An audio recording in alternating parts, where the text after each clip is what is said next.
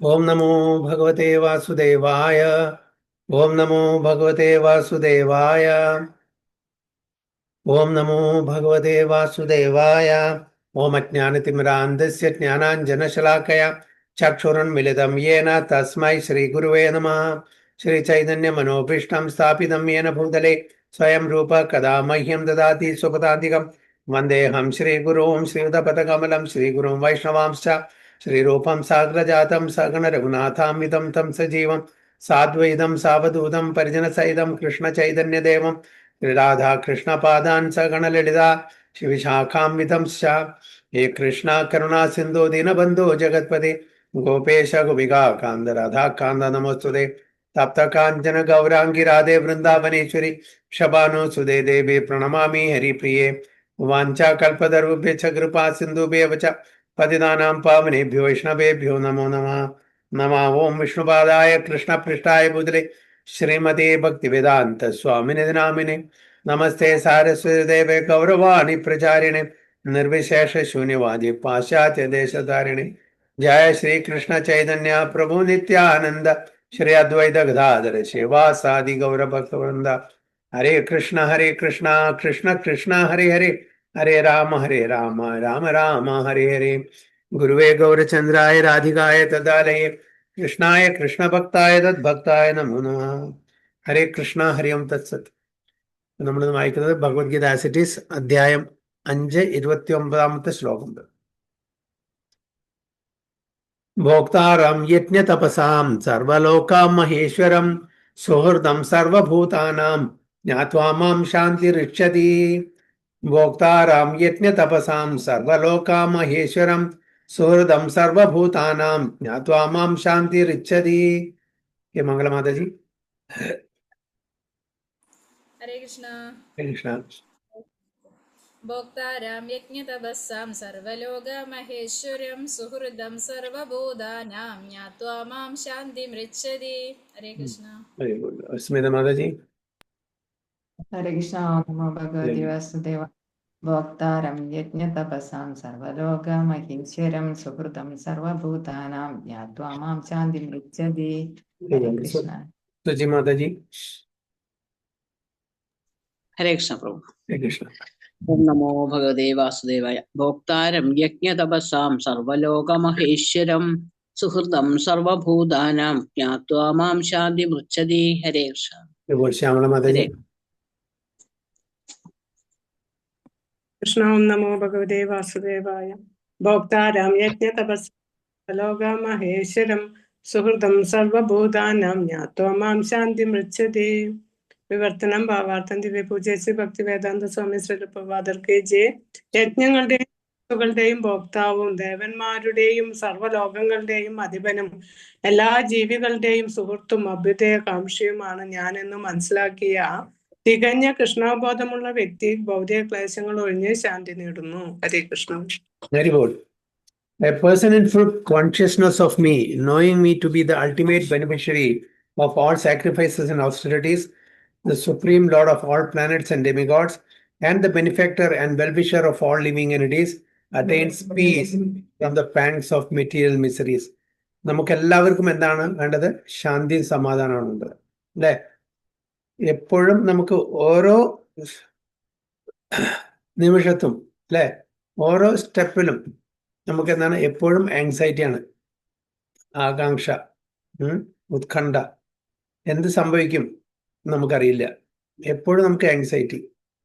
നമ്മുടെ ജോലിക്ക് എന്ത് പറ്റും, എൻ്റെ ഹെൽത്തിന് എന്ത് പറ്റും, എൻ്റെ ബന്ധുക്കൾക്ക് എന്ത് പറ്റും, ഓരോരുത്തരെ പറ്റിയിട്ടുള്ള ഒരു വളരെ ഒരു വിഷമം. എന്താ സംഭവിക്കാന്നറിയില്ല. നമ്മുടെ ധനത്തിന് എന്ത് പറ്റും, പേരും പ്രശസ്തിക്ക് എന്ത് പറ്റും, റെപ്യൂട്ടേഷൻ എന്ത് പറ്റും, എല്ലാം കൊണ്ടും നമ്മൾ വ്യാകുലപ്പെടുന്ന ആൾക്കാരാണ്. നമുക്ക് എല്ലാവർക്കും എന്താണ്? Peace of mind. എല്ലാം നന്നായിട്ട് പോകണം, ഒരു പ്രശ്നം ഇല്ലാണ്ട് പോകണം. പക്ഷെ ആരാണ് ആ പ്രശ്നമില്ലാണ്ട് ജീവിക്കാൻ യോഗ്യതയുള്ള ഒരാള്? അതാണ് ഇവിടെ ഭഗവാൻ പറയുന്നത്. A person in full consciousness of me, അതായത് എപ്പോഴും കൃഷ്ണാവബോധത്തിലായിരിക്കണം. Full consciousness, knowing me to be the ultimate benefit. ഇതിൻ്റെ എല്ലാം സ്രഷ്ടാവും ഇതിൻ്റെ എല്ലാം നിയന്ത്രിക്കുന്നതും ഇതിൻ്റെ എല്ലാം ഉടമസ്ഥനും എല്ലാം ആരാണെന്ന് മനസ്സിലാക്കണം. ഭഗവാൻ അൾട്ടിമേറ്റ് ബെനിഫിഷ്യറി ഓഫ് എല്ലാ സാക്രിഫൈസ് യജ്ഞങ്ങളുടെയും തപസ്സുകളുടെയും ആരാണ് ബെനിഫിഷ്യറി? അത് ഭഗവാനാണെന്ന് അറിയണം, അത് അക്സെപ്റ്റ് ചെയ്യണം. The supreme lord of all planets and demigod, എല്ലാ ബ്രഹ്മാണ്ടങ്ങളുടെയും എല്ലാ ഗ്രഹങ്ങളുടെയും അധിപൻ, ഓക്കെ, മാസ്റ്റർ, കൺട്രോളർ, അതേപോലെ എല്ലാ ദേവതമാരുടെയും മാസ്റ്റർ ഭഗവാൻ കൃഷ്ണനെന്ന് മനസ്സിലാക്കുക. And the benefactor and well-wisher of all living entities, അത് മാത്രമല്ല ഭഗവാൻ എല്ലാവരുടെയും അഭ്യുദയകാംക്ഷി, വെൽവിഷർ, എല്ലാം മനുഷ്യർ മാത്രമല്ല, ഓൾ ലിവിങ് എൻറ്റിറ്റീസ്. നമ്മൾ തെറ്റിദ്ധരിക്കാൻ പാടില്ല മനുഷ്യർ മാത്രമാണ്, എല്ലാ ജീവജാലങ്ങളും. കാരണം ഭഗവാന്റെ അംശങ്ങളാണ് എല്ലാവരും, അവരെല്ലാം അഭ്യുദയകാംക്ഷിയും ഭഗവാനാണ്. അങ്ങനത്തെ ഒരു വ്യക്തിക്ക് മാത്രമാണ് peace from the pangs of material misery, ഭൗതിക തലത്തിലുള്ള ക്ലേശങ്ങളിൽ നിന്ന് സമാധാനം കിട്ടുന്നതാണ്. അപ്പൊ പീസ് ഫോർമുല എന്താണ്? ഇതറിഞ്ഞിരിക്കുക. അതായത് ഭോക്താറാം യജ്ഞ തപസാം സർവലോകാം മഹേശ്വരം സുഹൃദം സർവഭൂതാനാം. ഇതിനെല്ലാം ഭോക്ത, എൻജോയർ, ബെനിഫാക്ടർ ഭഗവാനാണ്. യജ്ഞ തപ, എല്ലാ യജ്ഞങ്ങളുടെയും തപസ്സുകളുടെയും ആരാണ്? ബെനിഫാക്ടറും ഭഗവാനാണ്, എൻജോയറും ഭഗവാനാണ്. സർവലോക മഹേശ്വരം, എല്ലാ ലോകങ്ങളുടെയും ഈശ്വരനും ഭഗവാനാണ്. പിന്നെ സുഹൃതം സർവഭൂതാനം, എല്ലാ ജീവജാലങ്ങളുടെയും സുഹൃത്തും ഭഗവാൻ. ഇത് ആരാണോ തത്വത്തിൽ മനസ്സിലാക്കുന്നത് അവർക്ക് മാത്രമാണ് ഈ ഭൗതിക ക്ലേശങ്ങൾ ഇല്ലാതിരിക്കുള്ളൂ. ഇതാണ് peace formula. So the conditioned souls within the clutches of illusory energy are all anxious to attain peace in this material world. Peace ഉണ്ടായാൽ ഓട്ടോമാറ്റിക്കലി നമുക്ക് സന്തോഷം ഉണ്ടായിരിക്കും. ശാന്തി സമാധാനം ഉണ്ടെങ്കിൽ തീർച്ചയായിട്ടും നമുക്ക് സന്തോഷം ഉണ്ടാവും. പക്ഷെ ആ സന്തോഷം എന്താണ്? നമുക്ക് സന്തോഷമുണ്ട്, പീസും ഉണ്ട്, പക്ഷെ അത് താൽക്കാലികം മാത്രം, കുറച്ച് നേരത്തേക്ക് ഉണ്ടാവുള്ളൂ. പക്ഷെ എറ്റേണൽ പീസും എറ്റേണൽ ഹാപ്പിനെസ്സും ആണെന്നുണ്ടെങ്കിൽ ഇത് നമുക്ക് ഈ തത്വം നന്നായിട്ട് അറിഞ്ഞിരിക്കണം. ആ തലത്തിൽ നമ്മൾ ജീവിക്കുമാണ് കഴിഞ്ഞ ഈ ശ്ലോകത്തിൽ പറഞ്ഞ പോലെ. But they do not know the formula for peace, which is explained in this part of the Bhagavad Gita. The greatest peace formula is simply this: Lord Krishna is the beneficiary in all human activities. Men should offer everything to the transcendental service of the Lord because he is the proprietor of all planets and the demigods thereof. അപ്പോൾ ഒരു രാജാവുണ്ട്, ആ രാജാവിൻ്റെ ഒരു സേവകനുണ്ട്. ആ രാജാവിൻ്റെ സേവകൻ ആരെ സേവിക്കണം എന്നാണ് പറഞ്ഞിരിക്കുന്നത്? ആരാണ്? സ്വയം സേവിക്കണോ അതോ രാജാവിനെ സേവിക്കണം? രാജാവിന് അല്ലേ? രാജാവിനെ സേവിക്കണം. അതേപോലെ നമ്മളും സേവകന്മാരാണ്.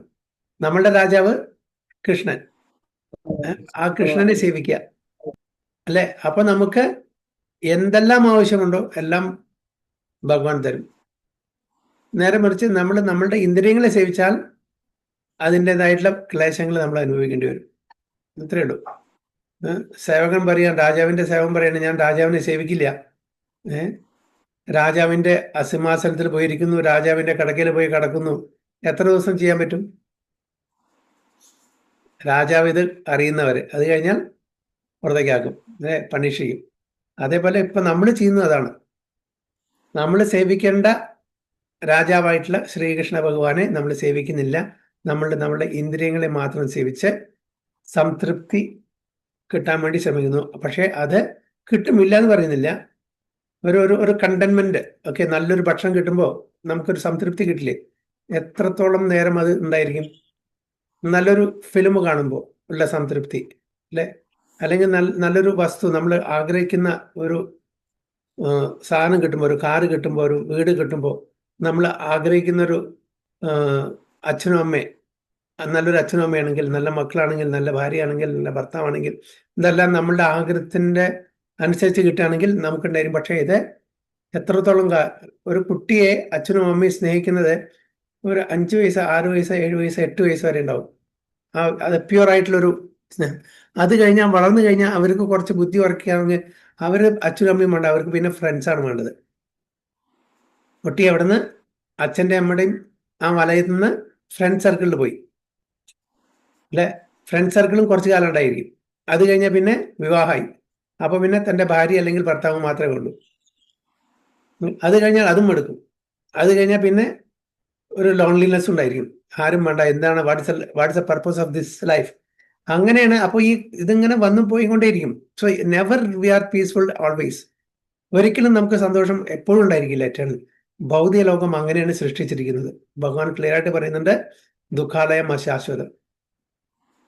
അപ്പൊ അതുകൊണ്ട് എറ്റേണൽ അസോസിയേറ്റ്, അപ്പോൾ അത് അച്ഛനായിക്കോട്ടെ, അമ്മയായിക്കോട്ടെ, മക്കളായിക്കോട്ടെ, ഭാര്യ, ഭർത്താവ്, ഏത് ബന്ധമായിക്കോട്ടെ, അതേപോലെ എത്ര ധനം കിട്ടിക്കോട്ടെ, എത്ര പൊസഷൻസ് ഉണ്ടായിക്കോട്ടെ, എത്ര പേരും പ്രശസ്തി ഉണ്ടായിക്കോട്ടെ, ഇതെല്ലാം നമുക്ക് സുഖം തരും താൽക്കാലികമായിട്ട്, കുറച്ച് നേരത്തിൽ. പിന്നീട് അതും നമുക്ക് കൊടുക്കും.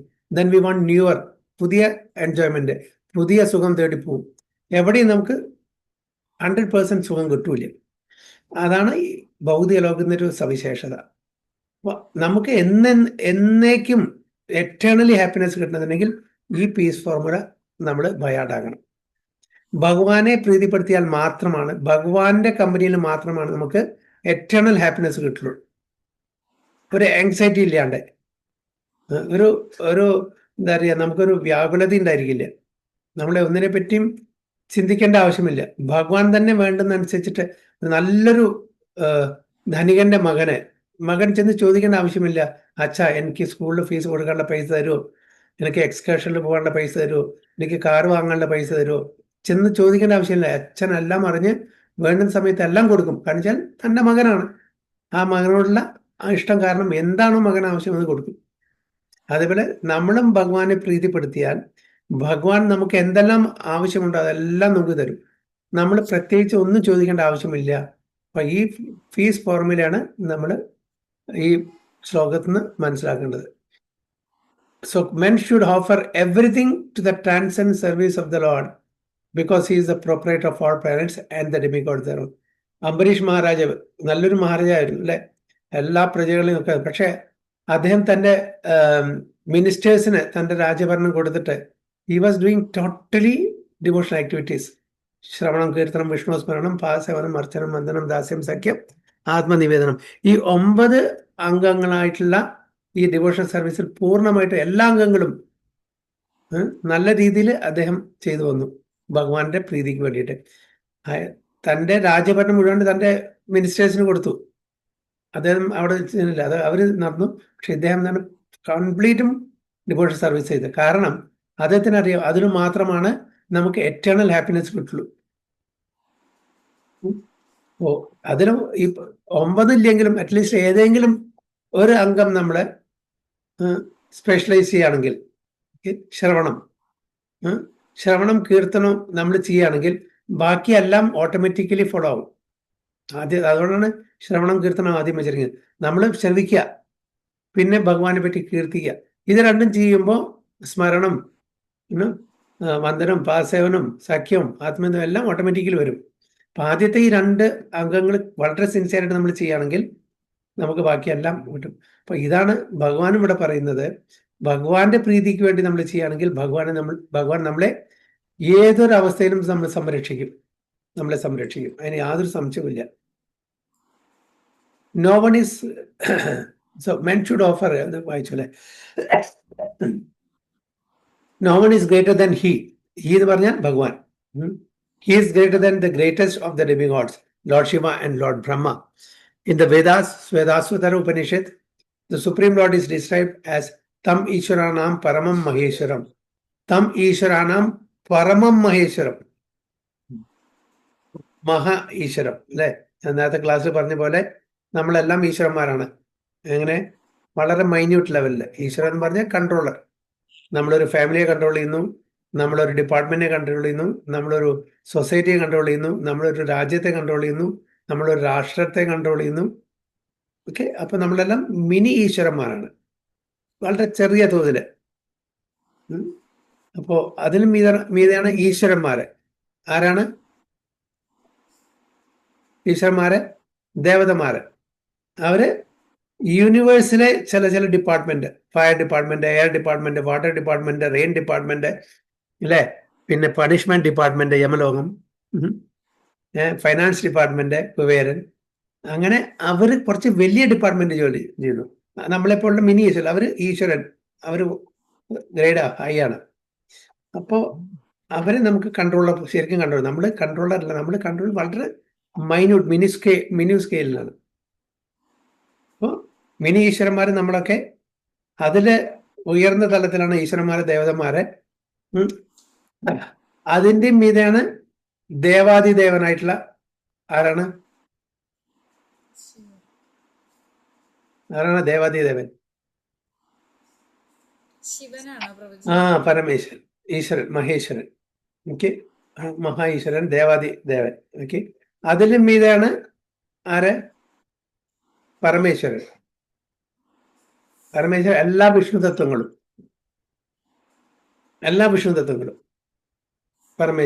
പരമേശ്വരൻ. പരേഷ് പറഞ്ഞ ഈശ്വരൻ, പറഞ്ഞാൽ ട്രാൻസെൻഡന്റ് എല്ലാവരുടെയും. ഓക്കെ, അപ്പോ പരമേശ്വരൻ അത് വിഷ്ണു. അതിലും മുകളിലാണ് ആര്? പരമേശ്വരൻ. പരമേശ്വരൻ ആരാണ്? കൃഷ്ണൻ. അപ്പൊ കൃഷ്ണന്റെ പൊസിഷൻ എന്താണ്?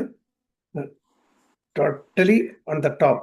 അവിടുന്നാണ് ബ്രാഞ്ച് ഔട്ടായിട്ട് വരുന്നത് പരമേശ്വരനും മഹേശ്വരനും ഈശ്വരനും മിനി ഈശ്വരന്മാരൊക്കെ അങ്ങനെ വരുന്നത്. ഓരോരുത്തർക്കും ഒരു പൊസിഷൻ ഉണ്ട്. നമ്മളുടെ കൂടിയും ഈശ്വരൻ. അതാണ് ഇവിടെ supreme Lord is describe as തം ഈശ്വരനാം പരമം മഹേശ്വരം.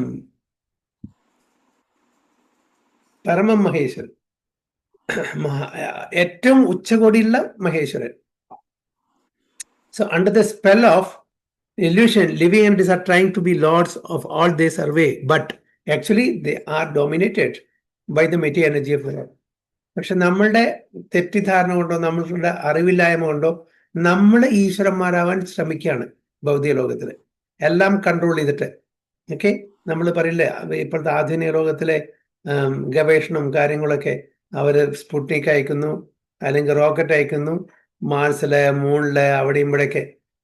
ദേ വാണ്ട് ടു കൺട്രോൾ എവരിതിങ്, തൻ്റെ അധീനത്തിൽ കൊണ്ടുവരാൻ ശ്രമിക്കുകയാണ്. അതുകൊണ്ടാണ് അങ്ങനെ അവരുടെ ഒരു സക്സസ് വരുമ്പോൾ, വിജയം കൈവരിക്കുമ്പോൾ അവര് now we have achieved it, we have become God. അതാണ് പ്രഭാത വളരെ ബ്യൂട്ടിഫുൾ ആയിട്ട് പറയുന്നുണ്ടോ. Living entities are trying to be lords of all they survey. Living entities നമ്മളെ, എസ്പെഷ്യലി അല്ലെ ഹ്യൂമൻ ബീയിങ്സ്, നമ്മൾ ഭഗവാനാകാൻ വേണ്ടി ശ്രമിക്കുകയാണ്. നമ്മളുടെ ഈ പ്രപഞ്ചത്തിൽ കാണുന്ന അതിനെല്ലാം നമ്മളുടെ അധീനത്തിൽ കൊണ്ടുവരാൻ വേണ്ടി ശ്രമിക്കുകയാണ്. But actually they are dominated. പക്ഷെ അങ്ങനെ ശ്രമിക്കുന്ന സമയത്ത് എന്താണ്? ഭഗവാന്റെ മായാശക്തി അല്ലെങ്കിൽ ബഹിരാംഗ ശക്തിയുടെ അധീനത്തിൽ നമ്മൾ വിടുക, dominated by the material energy of the Lord. അല്ലെങ്കിൽ ആക്ച്വലി നമ്മൾ ഭഗവാന്റെ മായാശക്തിയുടെ അധീനത്തിൽ വരേണ്ട ആൾക്കാരല്ല. ഭഗവാനെ സമർപ്പണം ചെയ്യുകയാണെങ്കിൽ ഈ മായാശക്തി നമുക്ക് തരണം ചെയ്യാൻ പറ്റും. ദേവി ഹേശ ഗുണമയി മമമായ ദുരതയാ മാം ഏവയെ പ്രപദ്യന്തേ മായാം ഏതാം തരന്തി. ഇതിലെ ദേവി ഹേശ ഗുണമയി, അതായത് ഭഗവാന്റെ ഈ ഇതല്ലേ മായ, അതിനെ നമുക്ക് തരണം ചെയ്യാൻ പറ്റില്ല. എപ്പോഴാ തരണം ചെയ്യാൻ പറ്റുക? മാം ഏവഹി പ്രപദ്യന്തേ, എന്നെ ശരണം പ്രാപിക്കുമ്പോൾ അതിനെ മറികടക്കാൻ പറ്റും.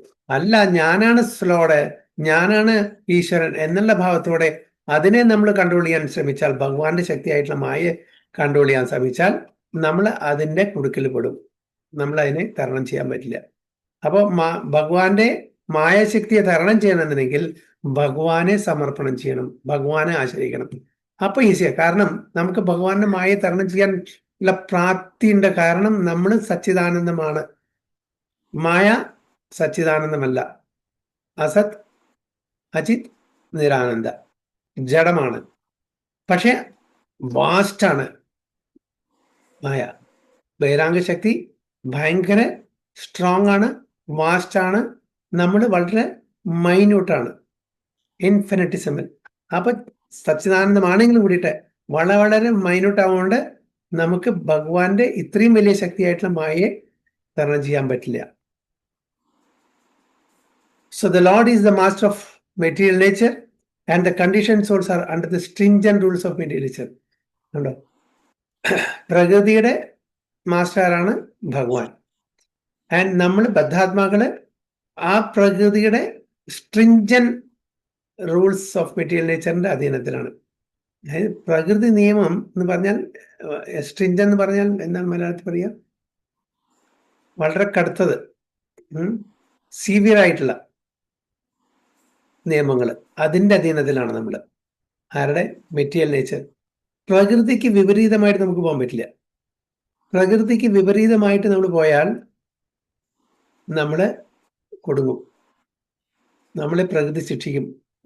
ഒരു ഉദാഹരണത്തിന് ഒരുപാട് സീയൊക്കെ റീക്ലെയിം ചെയ്തിട്ടുണ്ട് പല രാജ്യങ്ങളിലും. അതായത് സമുദ്രം റീക്ലെയിം ചെയ്തിട്ട് കരയാക്കിയിട്ടുണ്ട്. കുറെ കാലം അവർ സുഖമായിട്ട് ജീവിക്കും. പക്ഷെ ഒരു കാലത്ത് ആ സീ കൺസ്യൂം ചെയ്യും ആ ലാൻഡിനെ, അല്ലേ? കംപ്ലീറ്റ് വിടുങ്ങൾ അതില്ലാതേക്കും. അങ്ങനത്തെ ഒരു ലാൻഡേ ഉണ്ടാവില്ല. നമ്മൾ റിക്ലൈം ചെയ്തിട്ട് മണ്ണൊക്കെ നിരത്തി അതിനെ വലിയ വലിയ ബിൽഡിങ് കാര്യങ്ങൾ ഉണ്ടാക്കും. പക്ഷെ പ്രകൃതിക്ഷോഭം വരുമ്പോൾ അതേ എത്രയോ ബുദ്ധിമുട്ടി എത്രയോ പണവും ആൾക്കാരുടെ ലേബറും ഒക്കെ നമ്മൾ ഇൻവെസ്റ്റ് ചെയ്തിട്ട് ഇത്രയും നല്ലൊരു വില്ലേജോ ഒരു ടൗൺഷിപ്പ് ഉണ്ടാക്കിയിട്ടുണ്ടെങ്കിൽ ഒരു പ്രകൃതിക്ഷോഭം ഉണ്ടായാൽ അത് മുഴുവനെ കൺസ്യൂം ചെയ്യും, വിഴുങ്ങും. അപ്പൊ നമ്മൾ വിചാരിക്കും നമ്മൾ വലിയ ആളായി, പക്ഷേ വിത്തിൻ നോ ടൈം ഒരു സുനാമി വന്നാൽ മതി, മുഴുവൻ പോകും. എന്നാണ് പ്രകൃതിയുടെ ആ അത്രയും സ്ട്രോങ് ആയിട്ടുള്ള കടുത്ത മെറ്റീരിയൽ നേച്ചർ, ആ നിയമത്തിന്റെ അധീനത്തിലാണ് നമ്മളെല്ലാം. നമുക്ക് പ്രകൃതിക്ഷോഭത്തിന് ഒരു രക്ഷയില്ല, അതിനെ നമുക്ക് തടയാൻ പറ്റില്ല.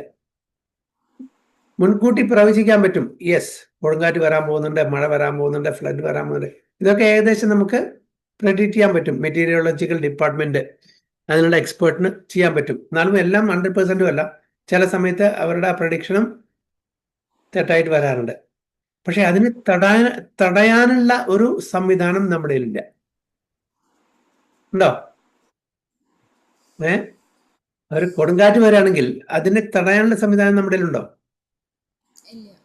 ഇല്ല.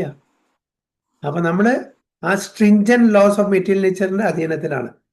Unless one understands these bare facts, it is not possible to achieve peace in the world, either individually or collectively. അപ്പൊ ഈ സത്യാവസ്ഥ നമ്മൾ അറിഞ്ഞിട്ടില്ലെങ്കിൽ നമുക്ക് ഈ ലോകത്തോ ഈ ലോകത്ത് ഇൻഡിവിജ്വലി, അതായത് വ്യക്തിപരമായിട്ടോ കളക്റ്റീവ്ലി, അതായത് കളക്റ്റീവ് പറഞ്ഞാൽ നമ്മളൊരു ഗ്രൂപ്പായിട്ടോ നമുക്ക് ഇതിനെ നേടാനോ അല്ലെങ്കിൽ നമുക്ക് സമാധാനം കിട്ടാനോ പറ്റില്ല. അപ്പൊ ഈ സത്യാവസ്ഥ നമ്മൾ അറിയണം. ഭഗവാന്റെ ശക്തിയെ നമുക്ക് എതിർക്കാൻ പറ്റില്ല. ഭഗവാന്റെ നിർദ്ദേശപ്രകാരം ആ നിയമത്തിനനുസരിച്ച് നീങ്ങിയാൽ നമ്മളെ ഒരു ക്ലേശങ്ങളും ഇല്ലാണ്ട് നമുക്ക് ജീവിക്കാൻ പറ്റും. അപ്പൊ ഇപ്പൊ വരുന്നത് പ്രഭുപാദ് പറയുന്നുണ്ട്, ഒരു പർപ്പോട്ടിൽ പറയുന്നുണ്ട്, നമ്മൾ ഇന്ന് അനുഭവിക്കുന്ന ഈ നാച്ചുറൽ കലാമിറ്റീസ് ഇല്ലേ, ആ ഭൂകമ്പം ആയിക്കോട്ടെ, സുനാമി ആയിക്കോട്ടെ, ഹരിക്കാൻ ആയിക്കോട്ടെ, എന്തായിക്കോട്ടെ, ഡ്രോട്ട് ആയിക്കോട്ടെ, എന്തായിക്കോട്ടെ, ഇതെല്ലാം വരാനുള്ള കാരണം നമ്മളുടെ കലക്റ്റീവ് കർമ്മ, മാസ് കർമ്മ. ഡയറക്ട്ലി ഓർ ഇൻഡയറക്ട്ലി നമ്മൾ ഓരോരുത്തരും ഈ കർമ്മം ചെയ്യുന്നുണ്ട്. തെറ്റായിട്ടുള്ള കർമ്മങ്ങൾ, ദുഷ്കർമ്മങ്ങൾ. എന്താണ് ദുഷ്കർമ്മങ്ങൾ? അത് നമുക്കറിയാം, 4 പ്രിൻസിപ്പിൾസ് ബ്രേക്ക് ചെയ്യുന്നത്, അത് പ്രധാനപ്പെട്ടത്. പക്ഷെ അതിലും ഏറ്റവും പ്രധാനപ്പെട്ട 2 കാര്യങ്ങളാണ് പ്രഭുപാദ എടുത്തു പറയുന്നത്. അല്ല, നമ്മൾ അനുഭവിക്കുന്ന ഒന്ന് ഭ്രൂണഹത്യ, ഗോഹത്യ. ഇത് 2 കാരണമാണ്. ഗോഹത്യ ആൻഡ് ഭ്രൂണഹത്യ വളരെ ലാഘവത്തോടെ നമ്മളത് കാണുന്നത്. ഇതിനുണ്ടാവുന്ന റിപ്പർക്കഷൻ, ഇതിനുണ്ടാവുന്ന ആ ഒരു റിയാക്ഷൻസ് നമ്മൾ അറിയുന്നില്ല. അപ്പൊ നമ്മൾ ഡയറക്ട്ലി ഓർ ഇൻഡയറക്ട്ലി ഈ കാര്യങ്ങളിൽ നമ്മളെല്ലാവരും ഓരോരുത്തരും ഡയറക്ട്ലി അല്ലെങ്കിൽ ഡയറക്ട്ലി ഓർ ഇൻഡയറക്ട്ലി നമ്മളെല്ലാം ഇതിന്റെ ഭാഗമാക്കാണ്. അപ്പൊ അത് കാരണമാണ് നമ്മൾ ഇന്നത്തെ ഈ നാച്ചുറൽ കലാമിറ്റീസ് അനുഭവിക്കേണ്ടി വരുന്നത്. അത് പറയുന്നത് ഗോഹത്യ എന്ന് പറഞ്ഞാൽ ഇത്രയും ഒരു ഹീനിയസ് ആയിട്ടുള്ള ഒരു പാപം വേറെ ഇല്ല ഗ്രോസായിട്ട്. അതുപോലെ ഭ്രൂണഹത്യ,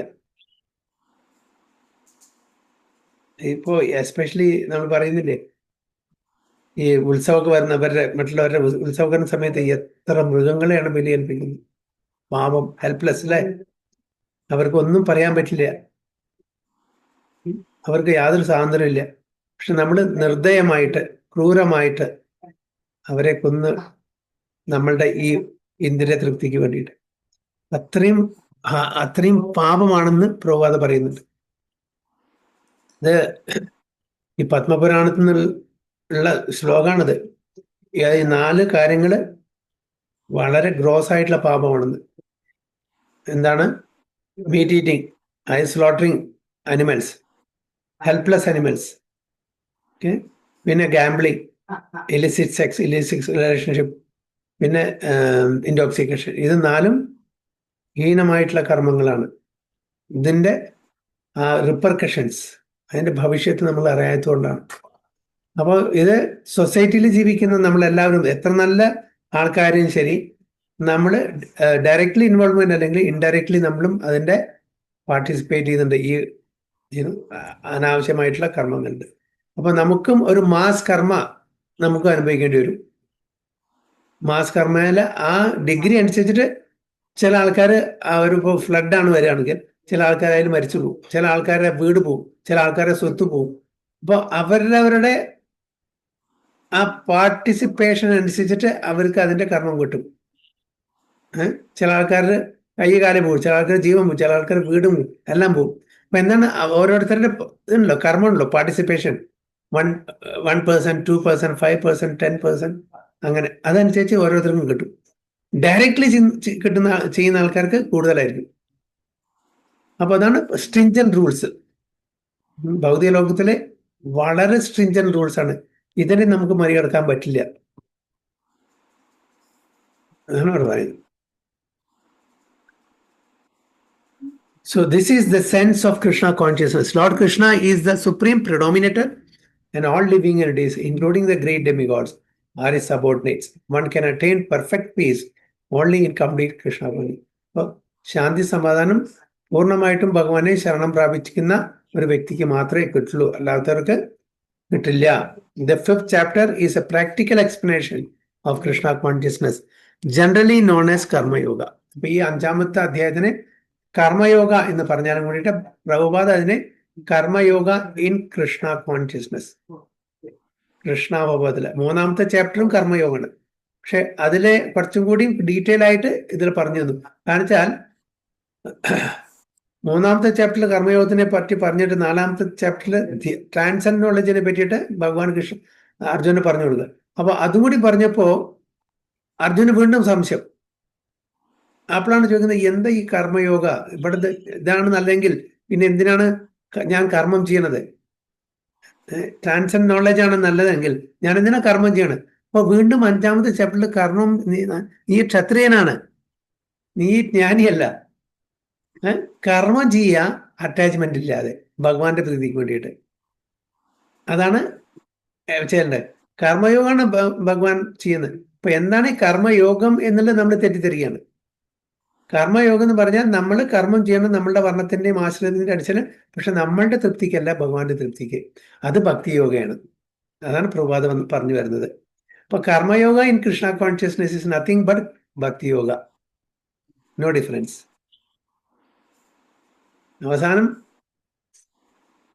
കറങ്ങി തിരിഞ്ഞ് എവിടെ വരാ? ഭക്തി. 3 പ്രോപ്പർ കർമ്മയോഗ പറഞ്ഞു. 4ാമത്തെ ട്രാൻസെൻഡ് നോളജിൽ പറഞ്ഞപ്പോൾ അർജുന വീണ്ടും കൺഫ്യൂഷൻ ആയപ്പോൾ വീണ്ടും ചോദിക്കുകയാണ്, കൃഷ്ണ അങ്ങനെ പറഞ്ഞില്ലേ? അതായത് ത്യാഗമാണ് നല്ലത്, സന്യാസമാണ് നല്ലത്. യെസ്, സന്യാസമാണ് നല്ലത് തീർച്ചയായിട്ടും. ആ സന്യാസിയുടെ ലെവലിൽ എത്തിയാലേ പറ്റുള്ളൂ.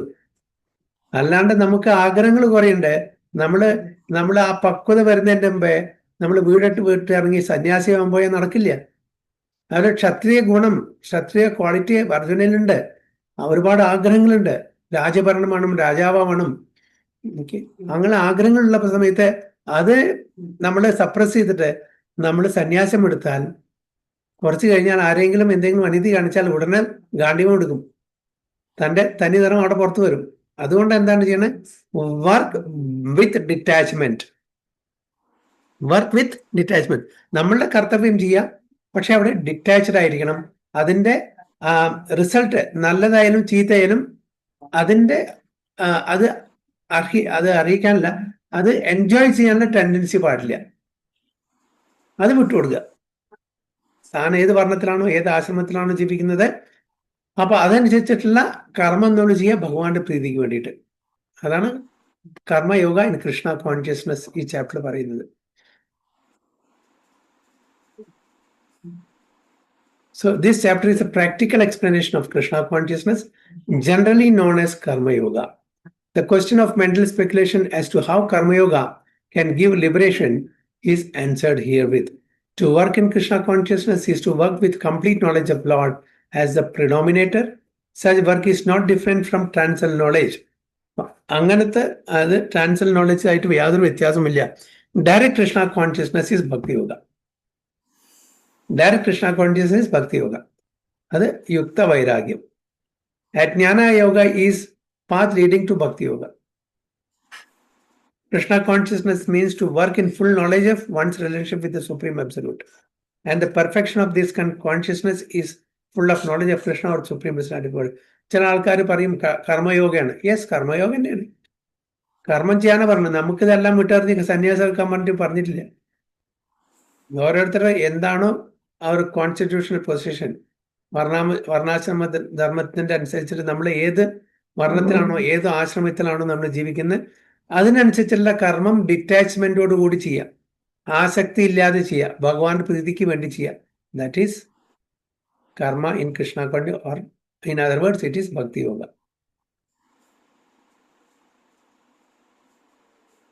A pure soul is the eternal servant of God and his fragmental part and parcel. A pure soul is the eternal servant of God as his fragmental part and parcel. Eternal ആണ്, ശാശ്വതമായിട്ടുള്ള ഒരു അതുകൊണ്ടാണ് അതിന് ആദ്യമില്ല അന്ത്യമില്ല എന്ന് പറയുന്നത്. തുടക്കമില്ല അവസാനമില്ല, എപ്പോഴും നിലനിൽക്കുന്നതാണ്. അത് മാത്രമല്ല ഭഗവാന്റെ പാർട്ട് ആൻഡ് പാർസലും കൂടിയാണ്, അംശമാണ്. He comes into contact with Maya, illusion, due to the desire to lord it over Maya. That is the cause of his many suffering. അപ്പോൾ നമ്മൾ ക്ലേശം അനുഭവിക്കുന്നത് എന്താണ്? നമ്മൾ ഭഗവാനാവാൻ ആഗ്രഹിക്കുമ്പോൾ, നമ്മൾ എൻജോയർ ആവാൻ ആഗ്രഹിക്കുമ്പോൾ നമ്മൾ ഈ മായാശക്തിയിൽ കുടുങ്ങുന്നത് കൊണ്ടാണ് നമ്മൾ സഫർ ചെയ്യേണ്ടി വരുന്നത്. ഞാനും ഭഗവാനെ പോലെ ഈശ്വരനാവണം, ഞാനും കൺട്രോളർ ആവണം, ഞാനും മാസ്റ്റർ ആവണം, ഞാനും എൻജോയർ ആവണം. നമ്മൾ we are not enjoyed, but we are being enjoyed by the supreme Lord. We are being enjoyed by the Supreme Lord. As long as he is in contact with matter, he has to execute work in terms of material necessities. അപ്പോൾ നമ്മൾ എത്രത്തോളം കാലം ഭൗതിക ലോകത്തുണ്ടോ, അപ്പോൾ നമ്മളുടെ ഈ ദേഹവും ആത്മാവിനും ഒരുമിച്ച് വെക്കാൻ വേണ്ടിയിട്ട് നമ്മൾ ഭൗതിക തലത്തിലുള്ള കാര്യങ്ങൾ, ആവശ്യമായിട്ടുള്ള കാര്യങ്ങൾ ചെയ്യേണ്ടി വരും. Krishna consciousness, however, brings one into spiritual life, even while one is within this jurisdiction of matter, for it is an arousing of spiritual existence by practice in the material world. അപ്പൊ ഈ ഭൗതിക ലോകം നമ്മൾ തിരിച്ച് ഭഗവാനെ, ഈ ഭൗതിക ലോകത്തിലെ എല്ലാ ഫെസിലിറ്റീസിനെയും നമ്മൾ തിരിച്ച് ഭഗവാനെ അറിയാനും നമ്മളും ഭഗവാനും തമ്മിലുള്ള ബന്ധം അറിയാനും നമ്മൾ ഉപയോഗിക്കണം. For it is an arousing spiritual experience by practice in the material world. The more one is advanced, the more he is freed from the clutches of matter. The Lord is not partial toward everyone. Everything depends on one's practical performance of duties in Krishna consciousness, which helps one control the senses in every respect, conquer the influence of desire and anger. ഭഗവാൻ ഒരാളോടും പാർഷ്യലല്ല, പക്ഷപാതം കാണിക്കുന്നില്ല. സമൂഹം സർവഭൂതേഷു നമേ ദേശസ്തി നാ പ്രിയ. ഒരാളോടും ഒരു പ്രത്യേകമായിട്ടുള്ള ഒരു അടുപ്പം, ആരോടും വെറുപ്പുമില്ല. എല്ലാം ഭഗവാന്റെ അംശങ്ങളാണ്, ഭഗവാന്റെ മക്കളാണ്. വ്യത്യസ്തമായിട്ടുള്ള ശരീരത്തിൽ ഭഗവാൻ എല്ലാവരോടും തുല്യമായിട്ടുള്ള ഒരു റിലേഷൻഷിപ്പാണ്. പക്ഷെ എങ്കിലും കൂടിയിട്ട് ഭഗവാൻ പറയുന്നു, എൻ്റെ ഡിവോട്ടീസിനെ, എന്നെ ഞാൻ പറയുന്ന അനുസരിക്കുന്ന ആ എൻ്റെ ഭക്തന്മാരോട് എനിക്ക് പ്രത്യേകമായിട്ടുള്ള ഒരു സ്നേഹമുണ്ട്. അതുകൊണ്ടാണ് ഭഗവാൻ ഇംപാർഷ്യൽ ആണെങ്കിലും കൂടിയിട്ട് ഭഗവാന് ഇംപാർഷ്യലി പാർഷ്യൽ എന്ന് പറയുന്നത്. Is impartially partial to his devotees, but to every one is impartial. എല്ലാവർക്കും ഒരേപോലെ നമ്മൾ അവസരം കൊടുക്കും. ഞാൻ എപ്പോഴും പറയുന്നതാണ്, ക്ലാസ്സിൽ ഒരു 30 കുട്ടികളുണ്ടെങ്കിൽ ടീച്ചർ 30 കുട്ടികൾക്കും ഒരേപോലെ പഠിപ്പിച്ചു കൊടുക്കുക, അല്ലേ? ഒരേപോലെ പഠിപ്പിച്ചു കൊടുക്കുക. പക്ഷെ അതിൽ ചില കുട്ടികൾ ഒബീഡിയൻ്റ് ആയിരിക്കും, ചില കുട്ടികൾ ക്ലാസ് വർക്കും ഒക്കെ നന്നായിട്ട് ചെയ്യും, ഹോംവർക്കും നന്നായി ചെയ്യും, നന്നായി പഠിക്കും, അനുസരണ ഉണ്ടായിരിക്കും. ചില കുട്ടികൾ അത് ഉണ്ടായിരിക്കില്ല. അപ്പം ടീച്ചർക്ക് ആരോടായിരിക്കും ആ സ്നേഹം ഉണ്ടായിരിക്കുക? അനുസരണമുള്ള കുട്ടിയോട് അനുസരണ ഇല്ല. അത്രേ ഭഗവാൻ ചെയ്യുന്നുള്ളൂ. അത് സർവ്വസാധാരണം, റൈറ്റ് നേച്ചർ. അതാണ് ഇവിടെ ഭഗവാൻ പറയുന്നത്.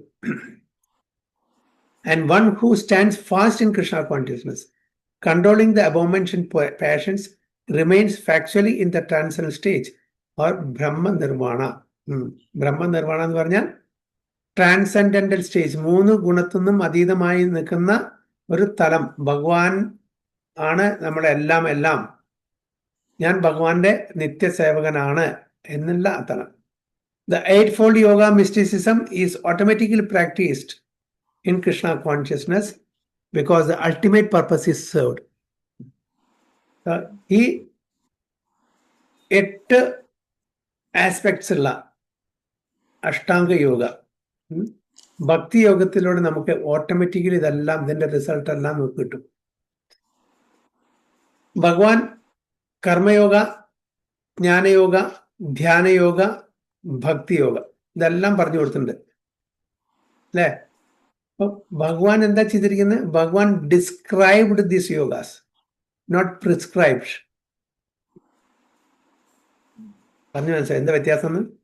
ഈ 4 തരത്തിലുള്ള യോഗ, അതായത് ഭഗവാനായിട്ടുള്ള ഒരു യൂണിയന് വേണ്ടിയിട്ടുള്ള വ്യത്യസ്തമായിട്ടുള്ള യോഗ പ്രാക്ടീസസ് പറഞ്ഞു കൊടുത്തു.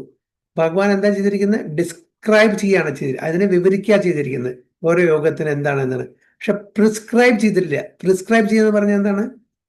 നമ്മള് ഒരു രോഗി വരുന്ന സമയത്ത് മെഡിസിൻ പ്രിസ്ക്രൈബ് ചെയ്യുക. പല മെഡിസിൻ ഉണ്ടായിരിക്കും, അതിനൊക്കെ ഇപ്പോൾ ഒരു ഡോക്ടർ, ഒരു ഫിസിഷ്യൻ വന്ന് പറയാം, ഇത് തലവേദനയ്ക്കുള്ളത്, ഇത് പനിക്കുള്ളത്, ഇത് വയറുവേദനയ്ക്കുള്ളത്, ഇത് കണ്ണുവേദനയ്ക്കുള്ളത്, എല്ലാം ഡിസ്ക്രൈബ് ചെയ്തു. പക്ഷേ ആ രോഗിക്ക് വയറുവേദനയാണ്. അപ്പൊ ഡോക്ടർ എന്താ ചെയ്യുക? പ്രിസ്ക്രൈബ് ചെയ്യും, അല്ലേ? ആ മരുന്ന് എന്താണോ അസുഖം അതിനുള്ള മരുന്ന് പ്രിസ്ക്രൈബ് ചെയ്യും. എല്ലാറ്റിനും വിവരണം പറയും. ഇതൊക്കെ ഡിഫറെന്റ്, അവിടെ മെഡിക്കൽ ഷോപ്പിൽ അതൊക്കെ മരുന്നുകളാണ്. ഒന്ന് വയറുവേദന, ഒന്ന് തലവേദന, ഒന്ന് കണ്ണുവേദന, ഒന്ന് കാലുവേദന, അങ്ങനെയുള്ള. പക്ഷേ നിങ്ങൾക്ക് കണ്ണുവേദന ആണെങ്കിൽ കണ്ണുവേദനയ്ക്കുള്ള മരുന്നാണ് പ്രിസ്ക്രൈബ് ചെയ്യുക. അതേപോലെ ഇവിടെ ഭഗവാൻ എന്താ ചെയ്തിരിക്കുന്നത്? ഭഗവാൻ എല്ലാ യോഗത്തിനെ പറ്റിയും പറഞ്ഞു. അർജുനോട് പറഞ്ഞു കൊടുത്ത പ്രിസ്ക്രിപ്ഷൻ എന്താണ്? Do karma yoga because you are A Kshatriya, but with detachment. Not with any attachment of fruits. ഒരു ഫലം ഇച്ഛിക്കാണ്ട് ഭഗവാന്റെ പ്രീതിക്ക് വേണ്ടിയിട്ട് കർമ്മം ചെയ്യുക. തൻ്റെ വർണ്ണം ഇതാണ്, തൻ്റെ ആശ്രമം ഇതാണ്, തൻ്റെ ദൗത്യം ഇതാണ്, അതുകൊണ്ട് ഇന്നത് ചെയ്യുക. ഇതാണ് പ്രിസ്ക്രിപ്ഷൻ. അപ്പൊ ഇത് മറ്റെന്താണ്? ഡിസ്ക്രിപ്ഷൻ ആണ്. പ്രഭുജി, അപ്പൊ അതന്നെയല്ലേ ഭക്തി യോഗ പറയുന്നത്, കർമ്മം ഡിറ്റാച്ച്മെന്റിൽ ചെയ്യുന്നത്? അതന്നെ പറയുന്ന കർമ്മ yoga in Krishna consciousness is bhakti yoga. ബുദ്ധി യോഗ എന്ന് പറഞ്ഞാലും ultimately it is bhakti yoga. അപ്പൊ ചില ആൾക്കാർ പറയും, ഭഗവാൻ പറഞ്ഞില്ല, അഷ്ടാംഗയോഗത്തിനെ പറ്റി പറഞ്ഞിട്ടുണ്ട്, ജ്ഞാനയോഗത്തിനെ പറഞ്ഞിട്ടുണ്ട്, അല്ലെങ്കിൽ ധ്യാനയോഗത്തിനെ പറ്റി പറഞ്ഞിട്ടുണ്ട്, അല്ലെങ്കിൽ കർമ്മയോഗത്തിനെ പറ്റി, ഇതെല്ലാം പറഞ്ഞിട്ടുണ്ട്. എന്താണ് അത്? ഡിസ്ക്രിപ്ഷൻ മാത്രമേ, നോട്ട് പ്രിസ്ക്രിപ്ഷൻ. പ്രിസ്ക്രിപ്ഷൻ എന്താണ് പറഞ്ഞിരിക്കുന്നത്? ഭക്തി യോഗയാണ് പറഞ്ഞിരിക്കുന്നത് നമുക്ക് എല്ലാവർക്കും.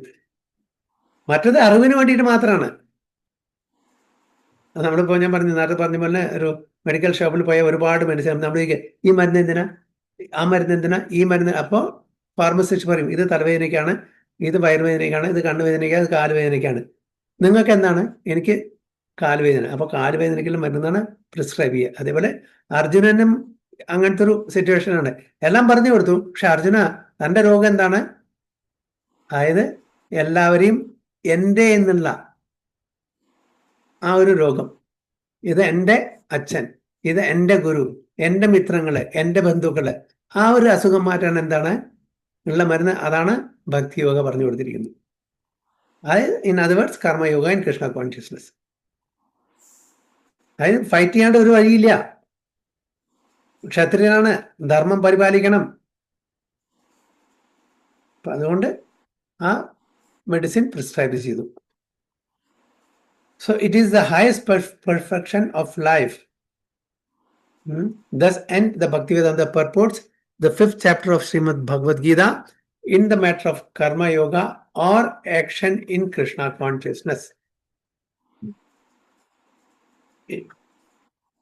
Next 6 is Dhyana Yoga. Hare Krishna, Vancha Kalpatarubhisya, Kripa Sindhu Bevacha, Patitanam Pavanebhyo, Vaishnavebhyo. अनंत कोटि वैष्णव की जय, श्री प्रभुपाद की जय, गुरु महाराज की जय, गो प्रेमानंदी। हरे कृष्णा।